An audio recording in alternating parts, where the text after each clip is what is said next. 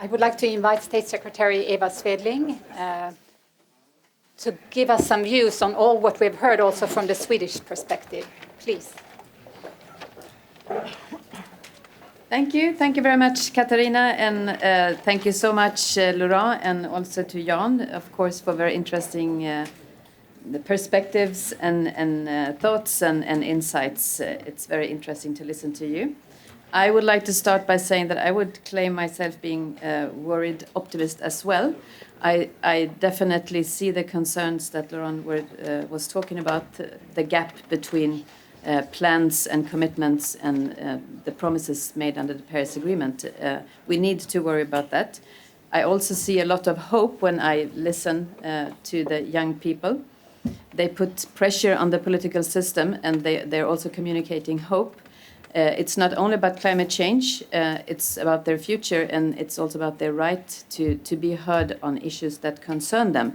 And this is definitely an issue that concerns them, changing and doing the transition of the whole society.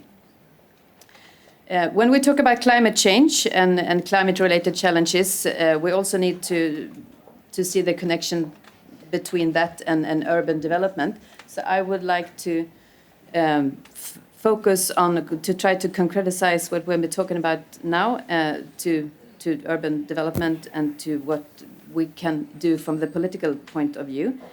We need to see the important role of regions and cities. They are absolutely crucial if we are going to be able to overcome the challenges that we are facing, and their role cannot be overestimated.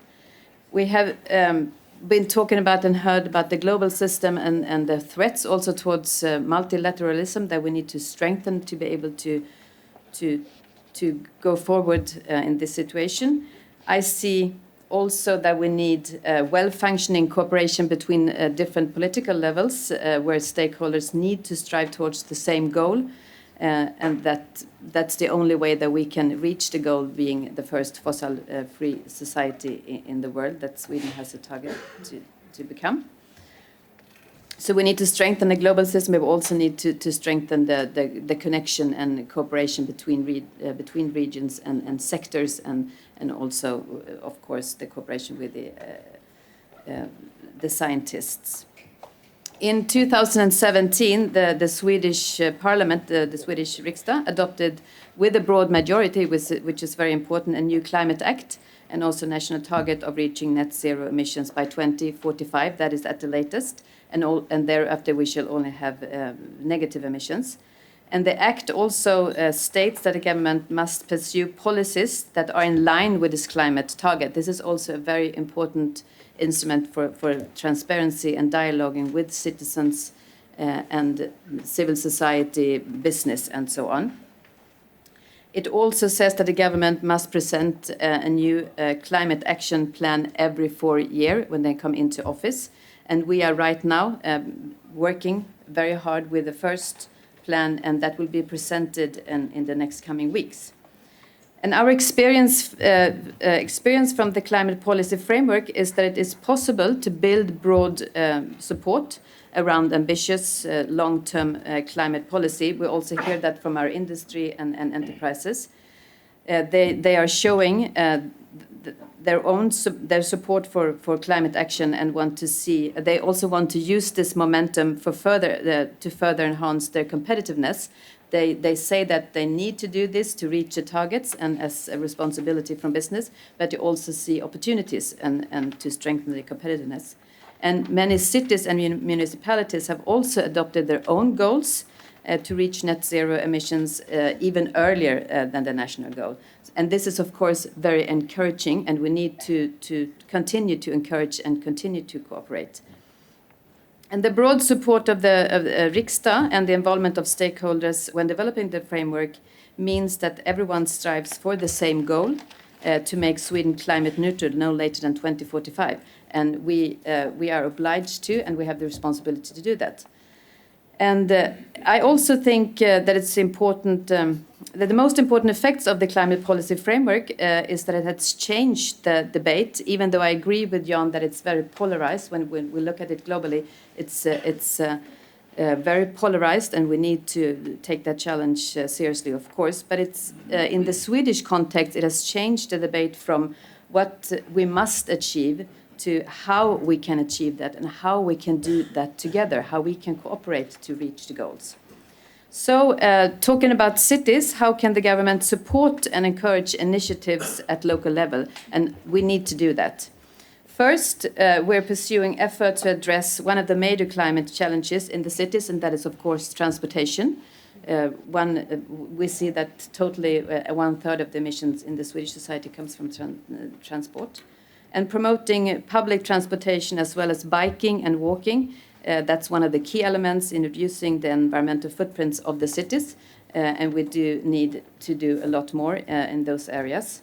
Since spatial planning is very much decentralized in Sweden, the government works with different kinds of co-financing measures to promote efforts from the municipalities and the regions. We were talking about financing, public financing and private financing. This is at a small scale, but it's a model of co-financing and also mobilizing engagement at the local level. For example, the government has set up a special grant. We call it the urban environmental agreements with the municipalities. They can apply for this grant. And it promotes an integrated approach to planning residential and transport development and can increase energy efficient transport solutions with low emissions of our greenhouse gases. And the grant shall especially promote innovative, high capacity and resource efficient solutions of public transport or bicycle traffic, as well as effort for coordination and increased efficiency of goods transport. Second, how cities are planned and developed and how, for example, housing and industry are coordinated are also, of course, important components for reaching our goals. 2 years ago, we established a Council for Sustainable Cities in Sweden. The purpose of the council is to facilitate the cooperation between different authorities to make it easier to cooperate and to share examples that have strategic roles for urban development and to further engage with municipalities, and so they can also engage with each other and share those examples. Third, the Swedish government is committed to provide opportunities for people and companies to make good choices for environment. They need to be engaged. It needs to be possible for them and also attractive for people to make those good choices. And many solutions are, of course, available locally, and our role is to support municipalities to pick up the pace of the transition through coordinated guidance and experience sharing. And in 2017, the government initiated a program to support the introduction of local energy and climate coaches in the Swedish municipalities. And today, nearly half of our Swedish municipalities have these coaches to provide free of charge support for local companies in their work of decreasing their energy consumption. That's also an opportunity for citizens to have advice from those coaches. Promoting sustainable development in cities and regions will not only have a positive impact for our climate goals, it will also generate other positive effects. Laurent was talking about that before, such as reduction of noise and air pollution in the urban areas. An increased number of green spaces in the cities will also have positive health effects for our citizens, not least for children and the elderly. And all those examples that I've now been talking about are also examples of the implementation of the SDGs in the Swedish societies. So we need to see that this holistic view is also examples of implementation of Agenda 2030. The challenges with urban development are, of course, not unique for Sweden. It can be seen in almost every major city, both in the EU and of course also globally. And I think that the next panel will discuss how the EU is working specifically to promote climate-neutral cities. So I will instead say something about how Sweden's view on the EU climate policy in general. We have been touching about that, and we'll also be talking about the Green Deal. And we are, of course, to start with, very pleased that the Commission has made the climate issue a top priority. That is very important, and also in the organization of the new Commission. And as you all know, climate change is, of course, the challenge of our times, and we need to see that in organization and prioritization at the EU. and we need a solid and we need a common EU response to that huge challenge. And as we heard, the Green Deal will be presented, the communication of that will be presented later today. And in our view, from the Swedish government, the EU must adopt an objective of net zero emissions by 2050. That is at the latest, or even earlier if science shows that it's needed. Adopting such a target that would be one step in our climate transition, but also sends a strong signal to the rest of the world, of course.